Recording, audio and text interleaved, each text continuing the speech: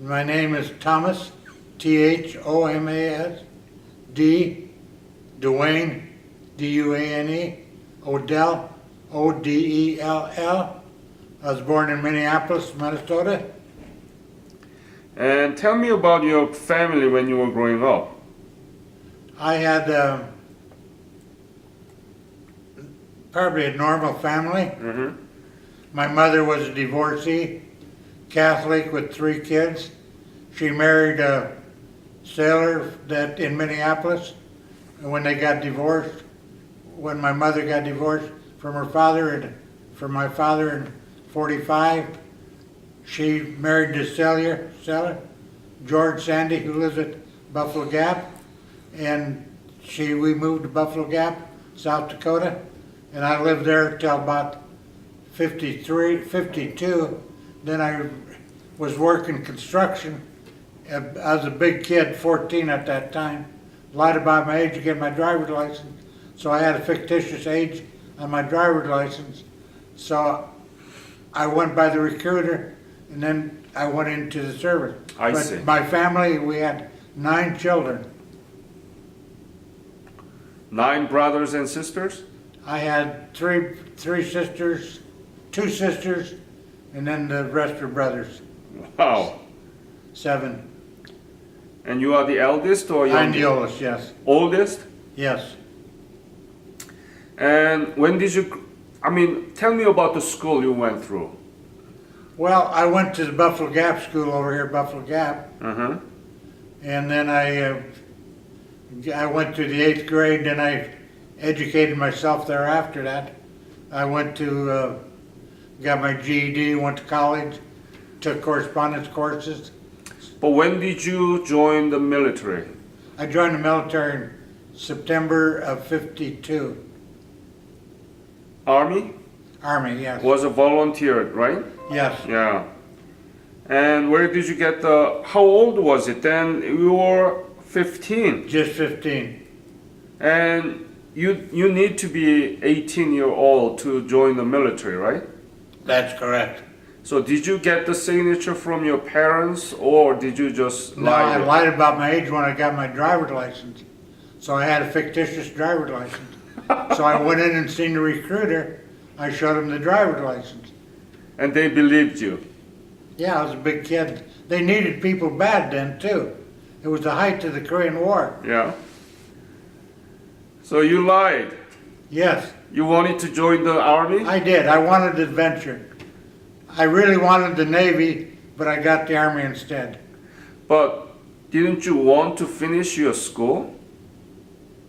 Did I finish school? Didn't you want to finish your school? I did, and I did. But I did it in my own way, in the Army and so on and so forth. I see. But at the time when you were 15-year-old, you wanted to explore the foreign country. I wanted adventure. Oh. I didn't think I'd get everything that I got though, but I got a good adventure. What did you want to do? What did you want to do, actually? I was thinking of going on one of those islands in Hawaii, and instead they put me on a troop ship, sent me to Korea, Japan, and then Korea. So Hawaii became Korea to Pardon? you. Hawaii became to you Korea, right? Yeah. You wanted to be in an island like Hawaii, But I went to Korea. so Hawaii became Korea to you. Yeah, that's true. So where did you get the basic training? I took my basic training at Fort Breckenridge, Could you spell Kentucky. it? Breckenridge, Yeah. Brickenridge, Kentucky? Kentucky, yeah. Yeah. What kind of, do you remember anything from the boot camp? Oh, yes. What do you? I remembered it very clearly. We had a lot of people that were drafted, and they didn't want to be there.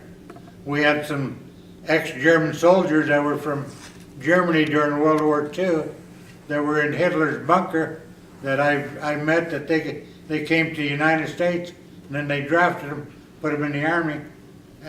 They were very interesting. And about the time that I was in there, they were integrating the the black with the white at that time, and it wasn't a good scene sometimes because some of the Johnny Rebs didn't like the blacks, but it was a bad deal. But those are experiences that weren't good. But we all got along, made it, you know. We took our basic training. I did 16 weeks of it, I think. And then they sent me home for a week.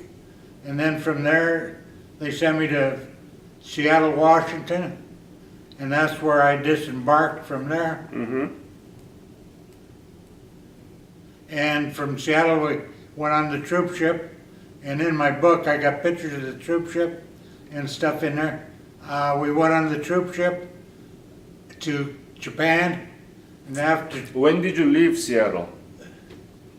I think I left it sometime in January, 1953. 53, yeah. And when did you arrive in Korea? I think it was in February. Where? Busan. No. It was Incheon. Oh. We went to Incheon. Do you remember Incheon you saw for the first time? Pardon? Do you remember the Incheon you saw for the first time? Yeah.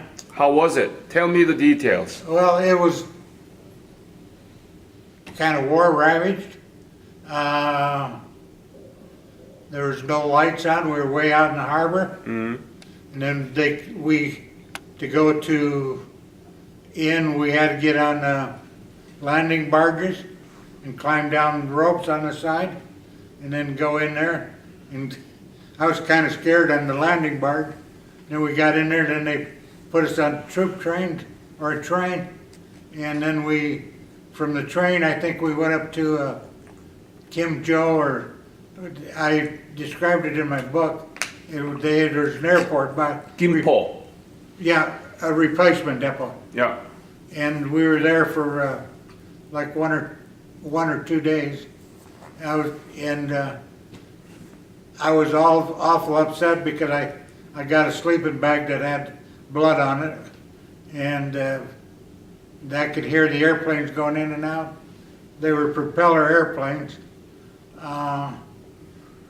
The next night they put us on trucks, and then they took us up to our company, and then they divided us up, and some of us went to rifle companies, some went to machine guns. I wanted to go to a rifle company, but they put me in a machine gun platoon. But my sergeant said, well, you'll thank us later on that you didn't go to the rifle company. And I could see very well why he did, because the rifle company that I would have been assigned to was wiped out up on Pork Chop Hill. And I had lost a lot of buddies up there that I took basic training with. So you were shipped to Pork Chop Hill from Gimpo? Did you go to Pork Chop Hill right away from Gimpo? No. Right away they sent us to, there's a place down there in the valley, below Old Baldy. And we were going to go up in Old Baldy. And at that time, that's when the Colombians lost Old Baldy. And so they put us in they had 13 machine guns right down there on that valley floor. It was valley floor. Old Baldy's right next to Pork Chop. So we were right in back of Old Baldy, where Hill 363 is. And then we were there for a couple of weeks or so, you know. They'd assign us in and out, and being I was in machine guns, they kept changing me and assigning me to different regiments. Like I'd go from Old Baldy to Erie and Arsenal for a couple of days, maybe Pork Chop a couple of days, Hill 363 a couple of days, and they'd send us to different places, rotate us around. So, but if you're in a rifle company, you pretty much stayed stationary. But they were short of machine guns, I guess, so that's where I went. And I was in the 30 calibers where they had the water cooled, you know, And so, you know, it sounds kind of confusing because I never knew from one day to the next what was happening. They said, grab your sleeping bag or whatever, or pack, and we'd go, you know. And sometimes I didn't know where we were going. They just sent us, you know. And it happened like that all the time. We got trapped behind enemy lines that way for 3 days one time. And I didn't even know where we were at. And then they came up in the hill. That was during the Operation Peace Treaty or something, and they said for us to stay there. And then we left anyway and went back and found our lines. And they stopped firing for a little bit. What was your unit? That I was in? I was in the 17th Regiment, 3rd Battalion, Mike Company. Mike? Mike, yes. Yeah. And it was 7th Division. Yeah. Yeah. And so Old Baldy, Pork Chop Hill, and you were at the Battle of Hill 363? No, Pork Chop twice. Pork Chop twice. Tell me about the battle that you engaged. Well, you know, it's real funny because they would say, shoot over here, shoot over there. And that's what we did with the machine gun. Sometimes I would do the firing, sometimes I would do the ammo bearer, you know. And they would tell me to fire, cease fire, and so on and so forth. And I just, you know, you didn't shoot until I told you to shoot. And then, you know, if somebody came up there, I knew you had to shoot, obviously. But many times I was told not to shoot when we were being attacked too. Why? I don't know, because we had other people out there and stuff like that. I remember one time on Erie or Arsenal, I don't know which one it was, the tripwires went off and we could see the people coming, and the flares at night, you know, and they said, don't shoot, don't shoot. And they said, our people are coming in too. And we had a patrol out there, I guess. So we didn't shoot, and then they got on us, so they said, come up the hill. And that's where the command bunker was. So we went up, I went outside, and that's how I got stabbed in my hand. And so I went up there to the bunker, and they put a bandage on it and all that. But sometimes, you know, we had the machine guns. We left 2 machine guns in that one particular bunker. I was with about 4 or 5 Korean soldiers and a couple of Puerto Rican soldiers. We had Puerto Rican soldiers there too. I think that was on Arsenal or whatever. But I got up there one time and we used to put DDT out, you know, for the fly control, and we'd put it on the sandbags of the bunker. And one night when we were being attacked, the bunker dam caught fire because of all that kerosene with the DDT. And so could see, you know. What is DDT? Explain to the audience. DDT is a chemical that they use for fly control, I guess. Yeah, flea. And, Yeah. And we use it even for cooking. Really? Oh yeah. Why? Because it supported the flame to cook our sea ration. If you're out in the trenches on the front line, you didn't have hot chow, you had to eat sea ration. So we ate that. You didn't eat the DDT, you use it for flame, right? Yeah, use it for flame for cooking. Right. That's an insecticide, so you don't eat that. I know. Yeah, and it smelled, I could smell it, but Yep. we were very careless with it. We didn't know the dangers of it at that time. Man. Right now I think it's outlawed. Yeah, we don't use it anymore. Yeah. There is no DDT. But it was a good insecticide, did some good things and stuff. And it didn't kill me at the time. Who was your enemy? The Chinese and the Korean. North Korean too?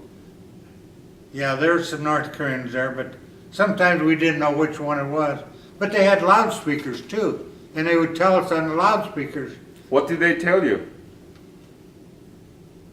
come on over, be good, we love you, so on and so forth. Or didn't they tell that you gotta go back to your home for Christmas or things Yeah. like that? Oh yeah, they did that. Propaganda broadcasting, Oh right? yeah, and they even gave us, they would pop those shells with leaflets in there, and they would come.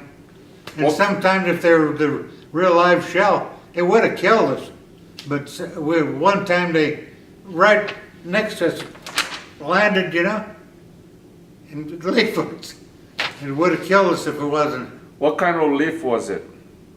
Well, they were just leaflets said Abraham Lincoln's birthday or something, let's celebrate it, come on in, and so on and so forth. Really? Oh yeah. Oh, They talking about the birthday of Lincoln, President Lincoln? Oh yeah, in some of the leaflets. Why? I don't know. They just to make a reference point, I guess, or something. Mm-hmm. But they were very good. Very, some of them were very explicit at that time because I could relate to Lincoln and stuff like that as being our president. Yeah, Abraham Lincoln. And then we had other people that were really good. I remember the leaflet several times, and but the loudspeakers at night, not so much in the daytime, but the loudspeakers at night. So were you able to see the Chinese? How close was it? How You were close? you were at the front line, right? Yeah. And were you able to see them? Oh yeah. Tell me about. Were there many? How do they attack you? Tell me the typical. The day episode that they attacked you or you attacked them. Detailed. You wrote the book, right? Yeah, but I wasn't very explicit in there Okay. Tell me, please, if you can. because I didn't like talking about it. But do you want to talk now? Yeah, it doesn't bother me. Yeah, please talk. Well, some of the Chinese seem to be pretty good people, Mm-hmm. but we took prisoners, and they were very friendly. But then, when you shoot them, you don't know. You don't know. Mm-hmm. And, sometimes they,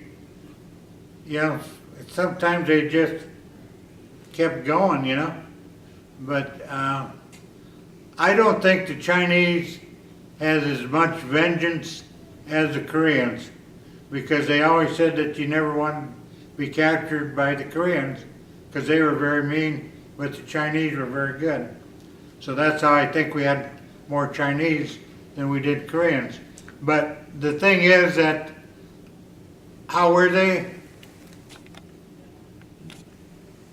I did visit with them, but, shot at them, they shot at me. It's hard to describe, the things. The only one real close encounter that I really had was that night in the trench when they said for us not to shoot and come up the hill, and I went out and I grabbed that bayonet and it got my hand, and I probably shot the guy. Were you scared? Yeah, but my adrenaline was going too. It was just all hyped, but I was following orders, and they said not to shoot. I didn't shoot. But we had good targets, and machine guns, but we just left them. And, sometimes you followed those orders, and they were stupid at the time, but I didn't question them. I was an obedient soldier. So was the Koreans and everybody that was there. The Korean soldiers were good soldiers. They were very disciplined. I liked them, and one time when we got captured, we had the Korean position right next to us, and they pulled back on the line, and they didn't tell us to pull back, and they didn't tell the Koreans. So we ran out of food after 3 days, and so the Koreans shared their food with us, and we gave them our corned beef hash, but they gave us, that's the first time I remember eating kimchi and fish cakes. That's what they had for rations. Did you like it? Oh yeah, I make kimchi to this day. I got some in my refrigerator. You make kimchi yourself? Yeah. Explain to school kids how you make a kimchi. Well, I buy the bok cha and the Chinese cabbage and garlic, and cut it up in pieces, and I put a little salt and sugar on it, get it fermenting. It's fermented for a couple, 2-3 days. Pour the salt off, and then it's good. It's very spicy, isn't it? It's hot. I put red peppers in mine. And to this day, I took a liking to kimchi. And I see it in the store, but it's so pricey I can't afford to buy it. So but I love kimchi, especially with cold rice. And it seems to make me more alert.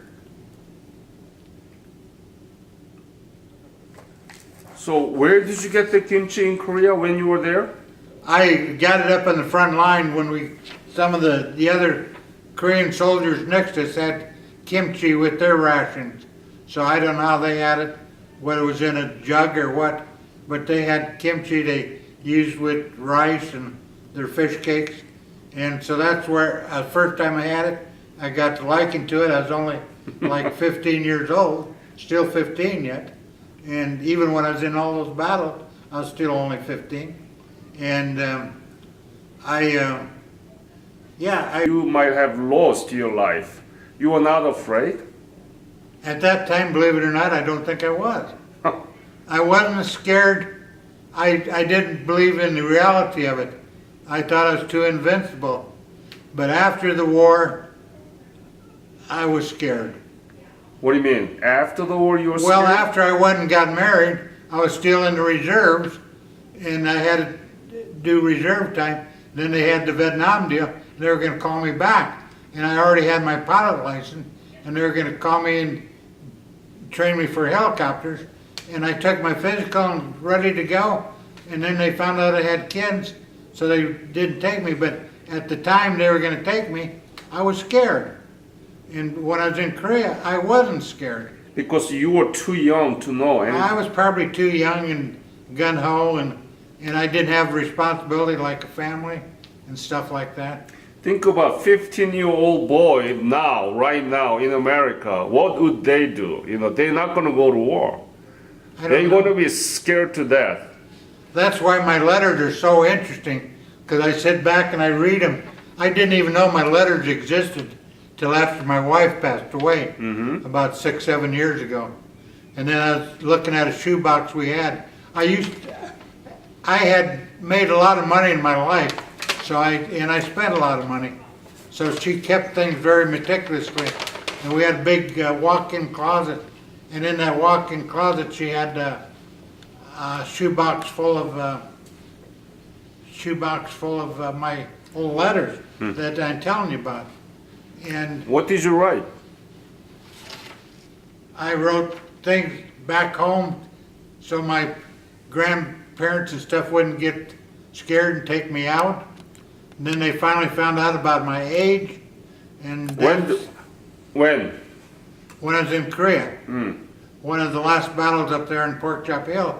Then the company commander and the chaplain came up there, and when they came up there, they had the birth certificate my grandmother sent them, because I guess a lot of people back then, they would try to get them off of the war. They would say they were 15, so on and so forth, and they really weren't. So they sent it to the chaplain, and the chaplain came up there, because I used to go to where they had Catholic Mass, and I knew the chaplain, and he said, is this yours? He waved it in front of me out of the letter, and I could see it was a birth certificate. And I said, yeah, and he said, we can't have you here. And I think I was already corporal or something, and it's still 15. And he said, so the company commander said, we are going offline tonight, and we're going to go into lodging and sleep and stuff. And he said, from there, we'll cut your orders, and and then ship you out like nothing ever happened. He said, so nobody knows about this but us, the company commander and chaplain. He said, we don't want to embarrass anybody. So I went back there, and that night I was sleeping about 2 o'clock in the morning. They came through the tents and they rattled the mess kits. And they said, everybody up. They said they lost Porky again. So we Lost what? Pardon? Lost what? Lost Porky, What is that? Pork Chop Hill. Oh, So they said, so we had to go up there and reassault it because the Chinese had overrun Pork Chop. That was in the May battle, I think, May or June. And so I went out like everybody else. I went and got through the chow line, got some rations. They gave us 4 sandbags, a trenching tool, a couple of hand grenades, and then they put us on trucks. And then when I got up there, my machine guns and stuff was already there because they would haul them by Jeep up there. And so we got up there and got ready to go up on the hill, and the company commander and the chaplain were over there. They seen me, and they pointed to the sergeant, and the sergeant came over and said, well, that I had to go over here. So I went in on the assault when they went up the side of the hill. But the one section they were going to send over there, they got wiped out with a phosphorus round that came up there and killed them. So, but at the last minute they changed my destination, and I went up the hill, but people still get hurt there too. And the one kid, he was a real good friend of mine, he got wounded and went back. He finally went in to be a Catholic priest, and never heard much from him. That's the last I heard, you know. so you were about to leave Korea because they knew that you cheated the age. Yeah, But on that night, you lost the Pork Chop Hill again, so that you had to fight again. yeah. So you didn't leave. No, I went with everybody else. I didn't say nothing to anybody. I just went along with the crowd. Wow, your life has been really, Yeah, I wrote a story about that too, wow. so you read that. But in my letters that I wrote home, a lot of things I can't find out because of the time and stuff I was over there, because it was always confusing. But my letters would tell me pretty much we had turkey that night for supper, or I went down and I took a shower, got clean clothes, pretty much that way. We were one place, we were behind enemy lines, 20 miles or something. But it gave me a time reference too, where I could kind of sit back and think, you know, because I had to be careful because I didn't want to even tell them I was in Korea. And, you know, at the time, the communications, at that time, they weren't like now. It would take maybe 2 or 3 weeks for correspondence then, where now it's instant, you know. So, but my grandmother, when she found out I left, she just thought she had to call up on the phone back then, but it wasn't that easy because they're trying to get everybody out because they didn't want them to go to Korea. So, but she finally got my birth certificate, my original birth certificate from Minneapolis. She was in Seattle, and then she. Right, so Tom, what are you holding? What is those? These are my letters that I wrote when I was in Korea, that my wife retrieved from my grandmother and them and saved for me, and I did not discover the letters till about 5 or 6 years ago when my wife passed away. I looked in one of her old shoe boxes. Could and you I show found- me one envelope with the address to the camera? To the camera. Where is it?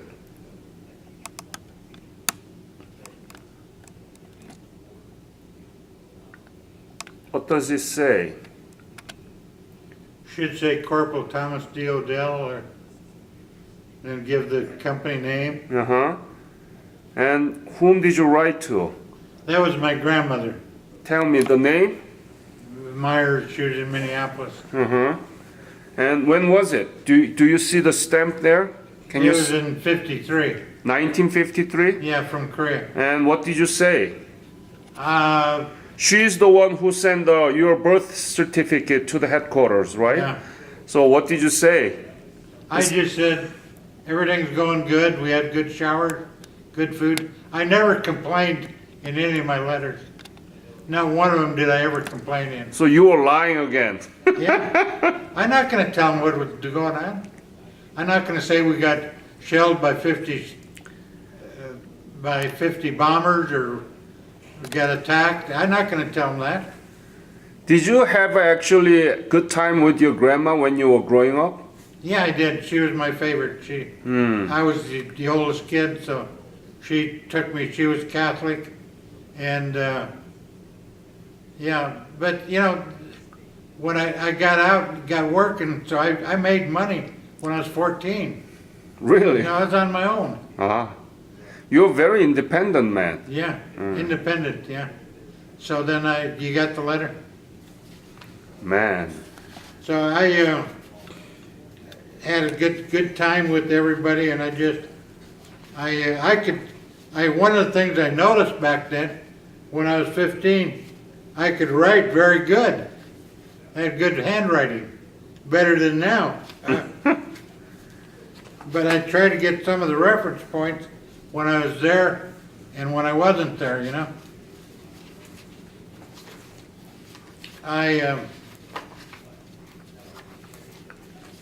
Oh, here's an old picture I had there too. When I was in Korea. Some of that stuff was all together.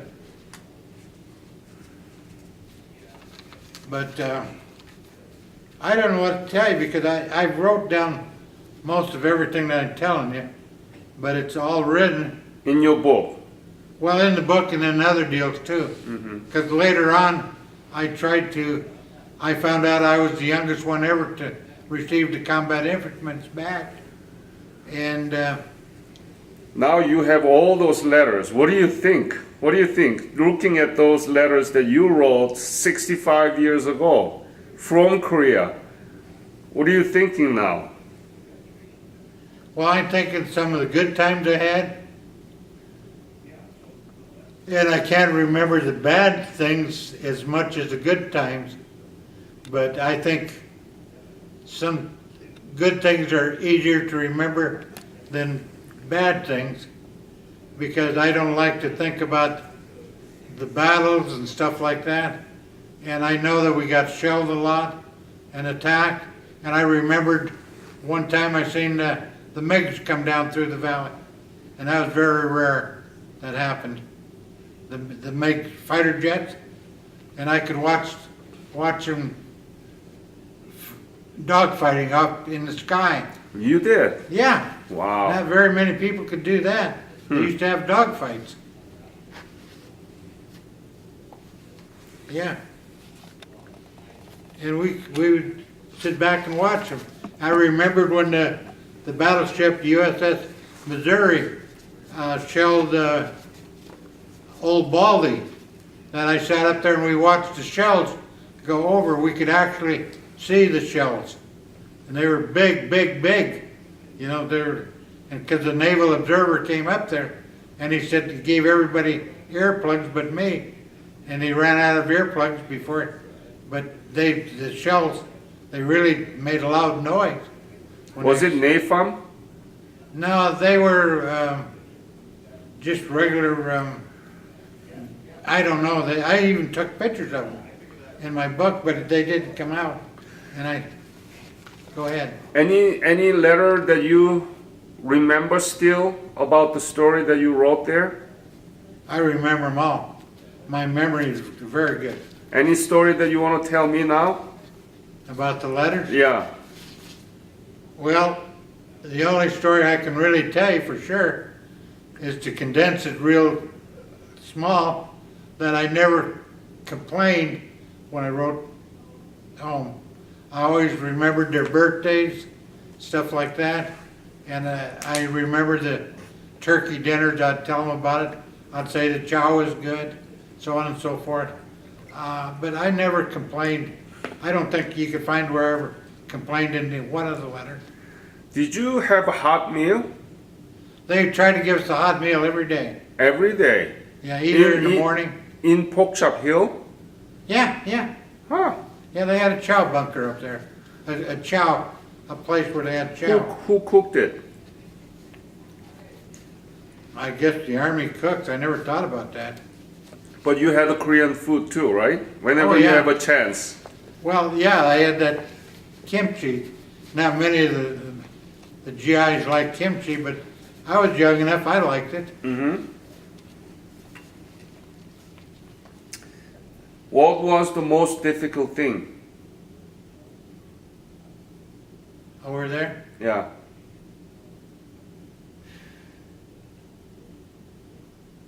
Huh.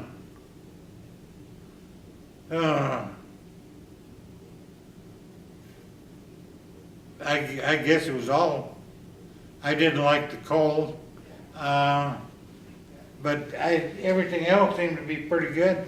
The most difficult thing that I had in my life over there was we had to go back and identify one of my sergeant that got killed over there, and Sergeant Roseberry. I didn't think he got killed at the time they evacuated him, and they evacuated him out, and they lost his identification, and so we went back there, and they had the bodies covered up in the deals. I've seen a lot of bodies before, but having to go back and see him, and they unrolled him. He was in some kind of greasy stuff, and but on the deal they thought he had malaria, and he was wounded up there. They on the line, and they evacuated him out in a helicopter. Not malaria, but anyway, they got his identity mixed up with somebody else, so we had to go back there and identify him. Me and another sergeant. Did you like him? Pardon? Did you like him? Was he your favorite sergeant? Yeah, he was a favorite. He was a good sergeant. Mm-hmm. He was from North Carolina, and Roseberry was his name. He was a National Guard sergeant. He was all the time reading the Bible. Oh. And he was killed. Yeah.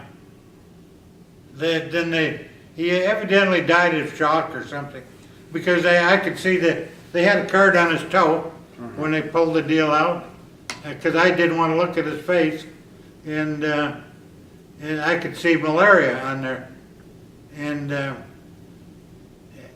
I don't think he could have had malaria and died, but then somebody said later he died in shock.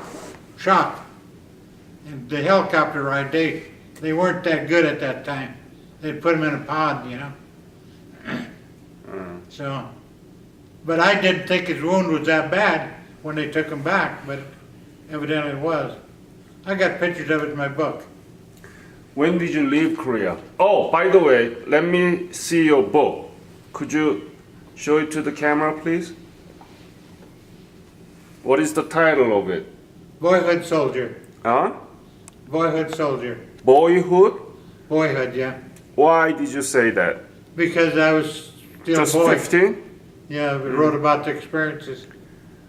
And what did you tell? I mean, what is the main message there in your book? Well, the message in the book was when many years later, I went to the VA to try to get some, Benefit? yeah. And when I did, they wouldn't believe my story, that I was as old as I was. And so the doctor said, you ought to write a book about it. So I had a lot of money, so I wrote a book. And that I didn't put a lot of the nasty stuff in it. I just tried to put the good stuff in there. You were very handsome. Yeah, at that time. 15-year-old boy. 15-year-old, yeah. Korean war veterans. Yeah. I was in the Army 9 months when this picture was taken. And it Wow. was taken in Japan when we went on a 5-day R&R. Are you proud of your service? Pardon? Are you proud of your service? Oh, yes, very much so. Yeah. When did you leave Korea? I left Korea in, I think 53 or 53, yeah. 50, no, Three. 54, right? No, How, no, how 50. long did you stay there? 53. Well, no, let's see, 50. You I was- arrived in Korea 53, Yeah, and I was there for 11 months. 11 months. 9 or 10, I don't know for sure. So maybe at the end of 1953? Either that or starting at 50. No, wait a minute. Okay. I went into service in 52, 53, yeah, 54, I think I left Korea. And do you have a DD 214? Yeah, it's in the book. Okay. Picture of the DD 214 Yeah, and my birth certificates, yeah. because they weren't gonna give me the royalties on the book because I couldn't prove my age. So I had to give my birth certificate. So that's where I said and got it, changed my birth date. But I don't make that much on it anyway. You didn't know anything about Korea before, and you went to Korea. You wanted to be in somewhere in Hawaii. Yeah, I knew about Hawaii. So tell me about your Hawaii in Korea. How was it? What is Korea to you now? It was a very fond place. I have a lot of good memories about it. And I see how productive they are and how the cities look. I can't believe how Seoul looks. And one of the books that I got a magazine that will give me a free trip back to Korea if I want to go, the Graybeards or whatever. Yeah, graybeard. And but my wife's gone, and I've got a disabled son I'm taking care of.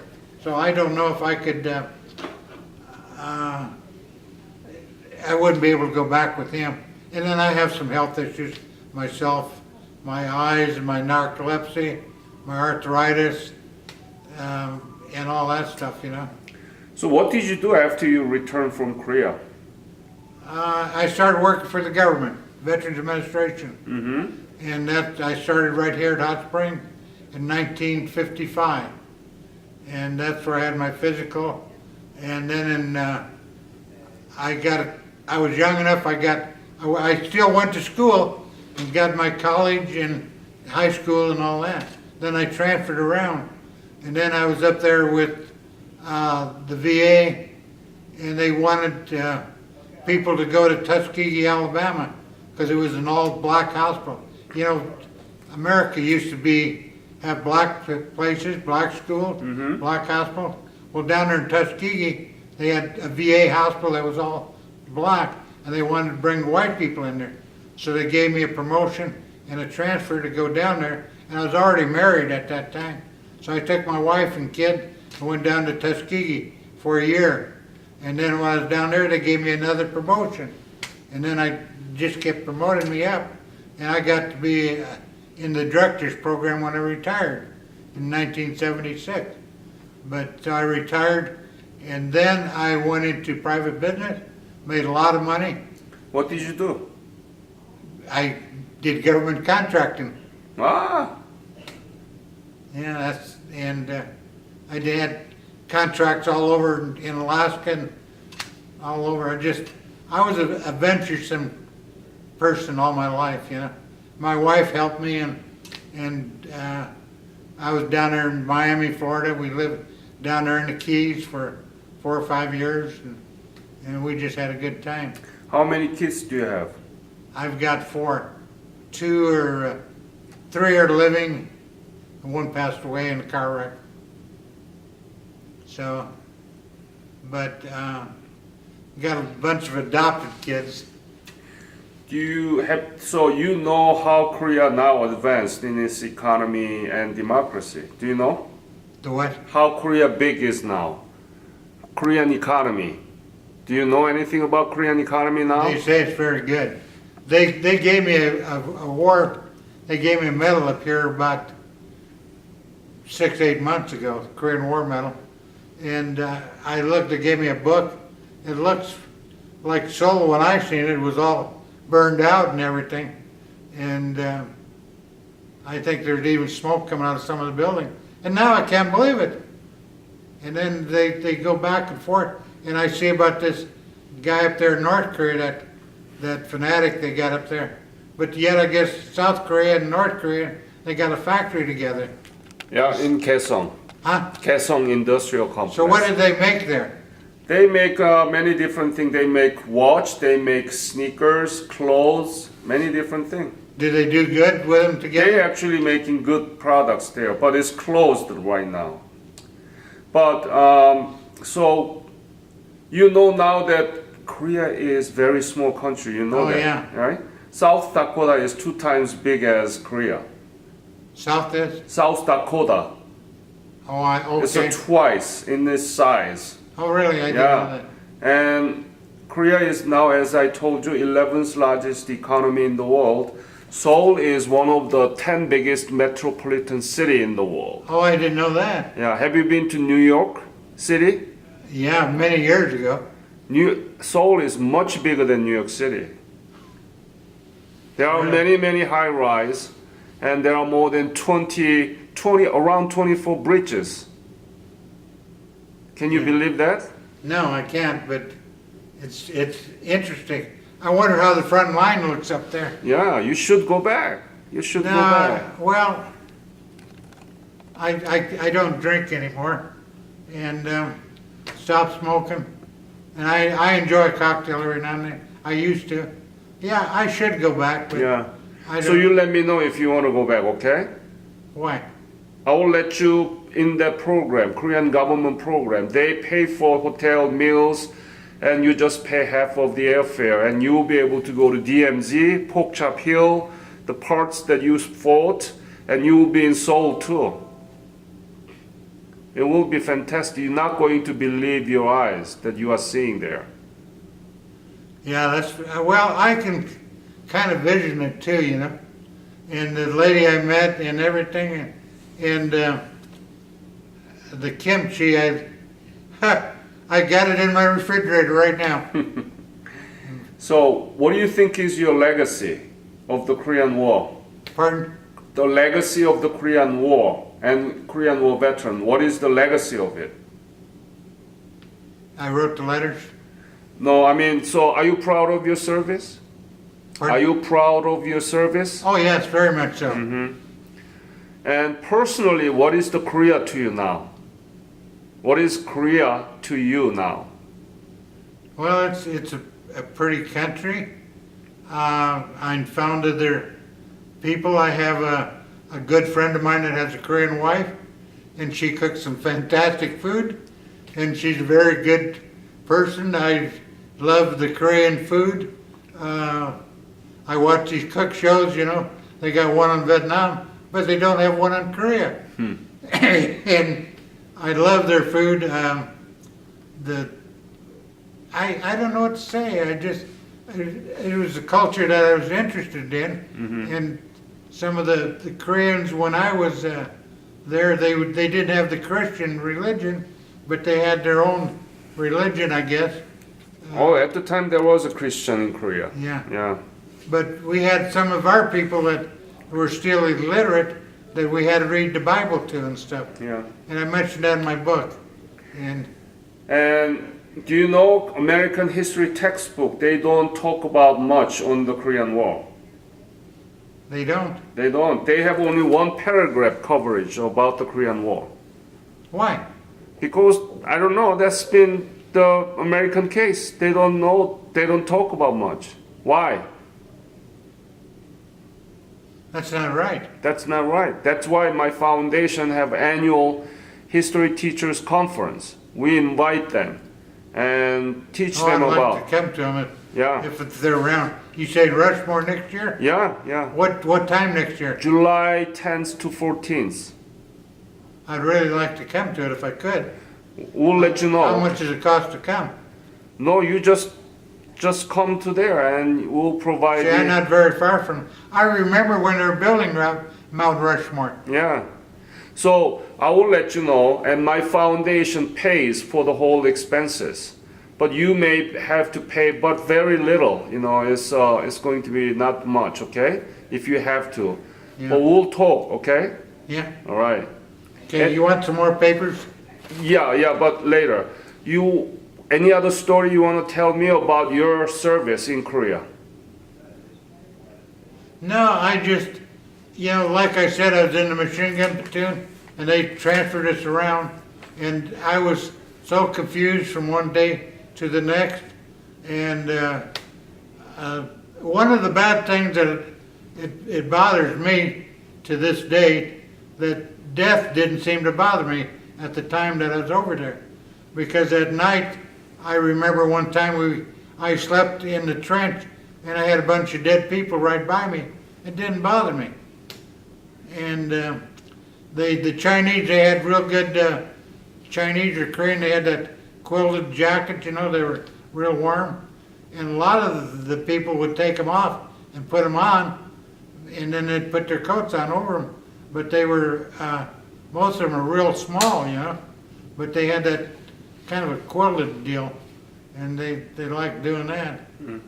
They'd take them off them, and it just, one of the things that I can remember, and I remember this to this date, that we were carrying ammunition up the hill to Pork Chop, or not to, behind the hill 363, and a round came in, and we had these, what they call the Korean chogi bearers, you know what they are? And they would carry the ammunition, and there was about, must have been 12 or 13 of them, but a round came in, and it hit them, and they were all laying there, and they would moaning and moaning. They'd say, I think they're saying, itai, something, whatever they were hollering. I could remember, but I was 15. That's the first time I ever seen anybody get hit with that many people at one time. And there was 6 or 7 of them, maybe more. They were all wounded. And so I seen everybody running over, and the other Koreans, they ran over, and you know what they did? They took their shoes off. And they said they're going to go to the aid station, and shoes were a precious commodity for the Koreans at that time. And so the first aid guys came and got them, took them off, but they took the shoes. But I mean, everybody was thrift. Right. Everybody did what they had to do. And it was a bad deal. And I know there's a lot of killing and stuff went on, but the shot, the round that came in, and that's the first experience I had where they really, I could see it happen, Thomas, I think your life has been full of expedition and something new, and you are really independent. And I want to thank you for your service for the Korean nation, so that Korea now become very successful, and I want you to be proud of that. It is, yeah. And they gave me that book, and I reread that book, and then I've even read about this graybeard, about going back over there. And I didn't put in for it. All right. But I want to thank you for your service. Well, I appreciate that. You're welcome. Thank you, sir. I had a good experience over there. Thank you. Even though it was good and bad. How do you put it? That's the life. Yeah. Yep.